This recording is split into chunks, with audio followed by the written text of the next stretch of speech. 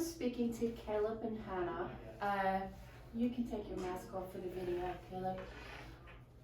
When patients work with a therapist, they form a very close bond. They work together every day for at least an hour, and that's a lot of time. And Caleb, you guys often know their cases very, you know everything about it, their goals and their dreams and their fears. And it tells me a lot. Hannah, how long have you had CRPS for? 3 years, February 3rd. How old are you?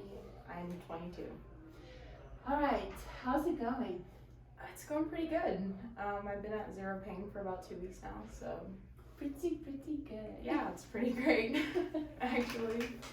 So, Hannah, I remember the first session, I stepped into the room, just tried to help to calm your pain down enough so we could transport you out of the room. So it was terrible. And Caleb, you were pretty new on the floor. Pretty new? Was she a new First patient. First First session. How time flies. Yeah, that one was like, hey, here you go, deal with that. Like I should have been a police officer instead. that was the original plan. So tell me a little bit about where you started, what you couldn't do. What she could do? Or couldn't do. She could talk. She was capable of shuffling around on a walker. I thought she might be like 5'6" when I met her. You couldn't touch her from her mid thigh to her feet. If you bumped her toes, it was a flare. If the electrodes were on for too long, it was a flare. If you drug a wire across her leg, it was a flare. And every day was just. She would come in feeling okay, and she would leave feeling like she'd been through it. She was worse after treatment every day than when she came in, and I was confused. I didn't know what to do about it. I talked to a couple of the other therapists, and they told me that's some patient's journey, and it's a tough one. And then she came in one day, and in typical Hannah fashion, walks up to me. She won't let me see her paper. I have her keep a sleep journal. She wouldn't let me see her sleep journal, none of that. And she's just smirking. And I was like, let me see your paper. And she like slapped it in my face, and it was a 0. And it happened like she left treatment the day or the week prior at a 5 or a 6. And bam, she hit a 0 and hasn't had pain. Quickly. Her allodynia went away just over time, just kept working. Like I never did treatments for allodynia and it went away. I just did what I felt was the right thing to do for her. There were times where she'd get mad at me because it was just not a good day to work, and I made you guys fight a lot. Yeah. Well, he's annoying. I made her lay on the table and just chill because I knew she was.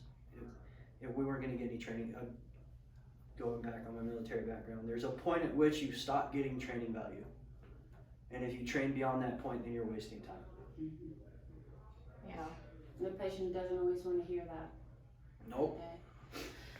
So, Hannah, when you came in, have you worked with physical therapists before? I have. I've worked with a couple. A lot of them knew what CRPS was. Some of them thought they did, and some of them didn't. But they all tried, and they all kind of failed, and then tried again. And but none of them really kind of worked and were as attentive as Caleb, and paid attention to details, and took the time within the allotted hour of just paying attention to certain things that were kind of needed,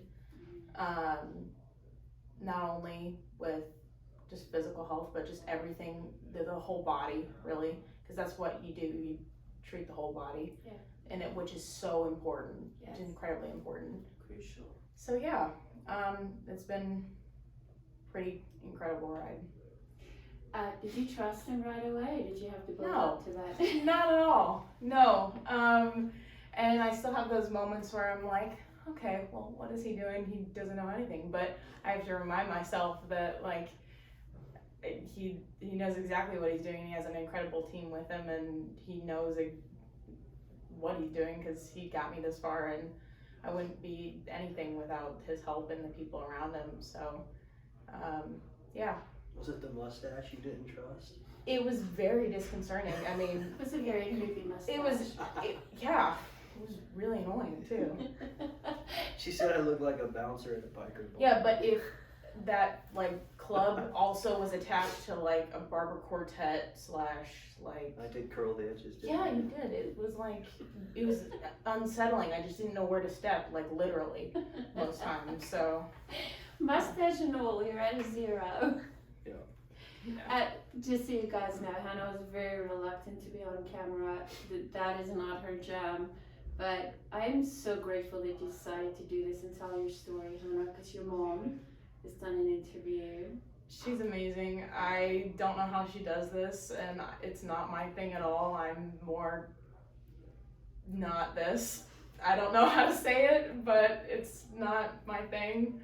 I'm more do it rather than say it, and she's more do it and say it, and I just don't know how she does it. So she's incredible. So. Well, you've survived a lot in your early 20s, and that's pretty incredible too. Thanks. And Thursday, you'll watch these two as Hannah rings the bell. Nothing in there.